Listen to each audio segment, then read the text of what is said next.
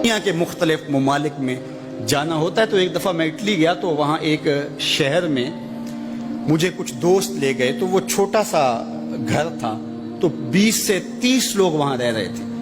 تو میں بڑا حیرت زدہ ہوا. تو میں نے کہا کہ آپ یہاں تنگ سی جگہ پہ 20-25 لوگ رہ رہے ہیں, تو اتنی مشکل میں کیوں رہ رہے ہیں؟ تو کوئی بڑا سا گھر خرید لیں, آسودہ رہیں. تو انہوں نے کہا کہ جناب آپ ہمارے علاقے میں جا کے دیکھیں, 5-5 کنال کے گھر ہم نے وہاں شروع کیے ہیں. ہم یہاں کمائی کرنے آئے ہیں, عیش کرنا تھوڑے آئے. ہم تو چند سالوں کے لیے یہاں آئے ہیں, اس لیے ہم یہاں سے کماتے ہیں, بھیجتے وہاں ہے جہاں ہم نے ہمیشہ جا کے رہنا ہے. میں نے کہا یہی تو میں سمجھانے آیا ہوں. جزیرہ تھا, وہاں کا سیاسی نظم یہ تھا کہ سال کی آخری تاریخ کو جو ان کا موجودہ بادشاہ ہوتا اس کو جنگل میں چھوڑتے اور نیا بادشاہ لینے کے لیے وہ ساحل پہ آ جاتے. جو پہلا شخص ساحل پہ اترتا اس کو اپنا حکمران مان لیتے. جو بھی حکمران بن جاتا وہ خوش ہو جاتا. حالانکہ اس کو بتا دیتے کہ 1 سال کے لیے تجھے منتخب کیا ہے, سال کی آخری تاریخ کو تخت سے اٹھائیں گے, باندھیں گے, جکڑیں گے, اور اسی جزیرے کے دوسرے کنارے ایک جنگل ہے جہاں خاردار جھاڑیاں اور موذی جانور ہیں, وہاں تجھے پھینک دیں گے. وہ بھول جاتا, کہتا دیکھی جائے گی. اور سال کی آخری تاریخ جب وہ رسیاں اور زنجیریں لے کے آتے تو وہ پریشان ہو جاتا کہ آنکھ جھپکنے میں سال گزر گیا, پتہ ہی نہیں چلا. پھر روتا ہوا چیختا ہوا اس جنگل میں جاتا اور لوگ اس کو چھوڑ کے آ جاتے اور درندوں کا رزق بن جاتا. اور جو بھی آتا اس نے کبھی انکار نہیں کیا تھا. پہلی بار ایسا ہوا کہ جس شخص کو انہوں نے ہار ڈالے, گارڈ آف آنر دیا, تعظیم تکریم دی, سیلوٹ کیا, اس نے کہا یہ سب کیا ہے؟ کہا کہ آج کے بعد تو ہمارا حکمران ہے. کہا میں تو امور سلطنت نہیں جانتا, میں تو تاجر آدمی ہوں, چیزیں بیچنے آیا ہوں. کہا کہ ہمارا اصول یہی ہے کہ سال کی پہلی تاریخ کو پہلا شخص جو جزیرے پہ قدم رکھتا ہے وہ ہمارا حکمران ہوتا ہے. اس نے کہا میں تو امور سلطنت کو نہیں جانتا, تو یہ کس طرح ذمہ داری قبول کر سکتا ہوں؟ انہوں نے کہا کہ تمہیں کرنا ہوگی, اس کے علاوہ کوئی راستہ نہیں ہے, ہمارا یہ قانون ہے, ضابطہ ہے. اور یہ بھی بتا دیں کہ سال کی آخری تاریخ کو تجھے اسی جنگل کے دوسرے کنارے چھوڑائیں گے جہاں موذی جانوروں کا رین بسیرا ہے.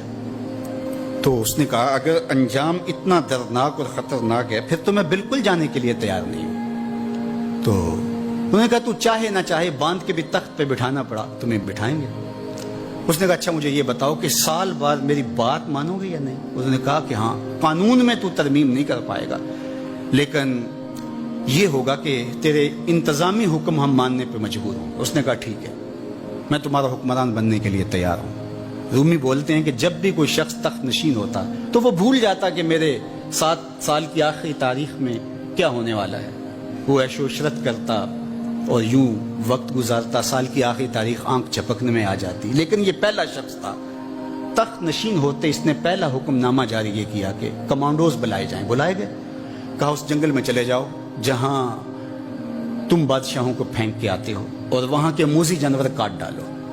پھر بلدیہ کے ملازمین بلائے, کہا جاؤ جا کے وہاں کی جھاڑیاں کاٹو. پھر معمار بلائے, کہا جا کے وہاں محل تیار کرو. کچھ لوگوں کو بلایا, کہا جا کے وہاں پھول لگاؤ, پھلدار درخت لگاؤ, سایہ دار شجر لگاؤ. پوری حکومتی مشینری اس جنگل کو کٹوانے, وہاں کے موذی جانور قتل کروانے اور وہاں خوبصورت محل بنوانے, کنویں کھدوانے اور پھلدار درخت لگوانے میں صرف کر دی. اب سال کی آخری تاریخ کو جب وہ زنجیریں لے کر آئے تو اس نے کہا کہ مجھے کیوں جکڑتے ہو, میں خود جانے کے لیے تیار ہوں. اس لیے کہ یہ اس تخت پہ آرام سے نہ بیٹھا, یہاں بیٹھ کے تیاری وہاں کی کرتا رہا جہاں اس نے جانا تھا.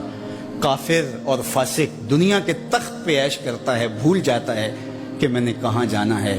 اور صالح مومن اس تخت پہ آرام سے نہیں بیٹھتا, جہاں جانا ہے اس کے لیے تیاری کرتا رہتا ہے.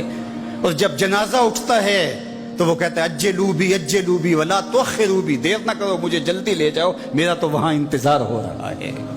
اور پھر جب وہ وہاں پہنچتا ہے تو القبر روضۃ من ریاض الجنہ, وہ جنت کے باغوں میں سے باغ بن چکی ہوتی ہے. وہ سارے تھور, ساری جھاڑیاں, ساری آگ اور وہاں کے سارے بھڑکتے ہوئے شعلے بجھا چکا ہوتا ہے اپنے اعمال کے لشکر بھیج کے. ہم نے دیکھنا ہے کہ ہم یہاں آخرت کے لیے کچھ بھیج رہے ہیں کہ یہی سب کچھ لٹا رہے ہیں. دین کی بات پھیلانا صدقہ جاریہ ہے. ثواب کی نیت سے ویڈیو کو شیئر ضرور کیجیے. جزاک اللہ.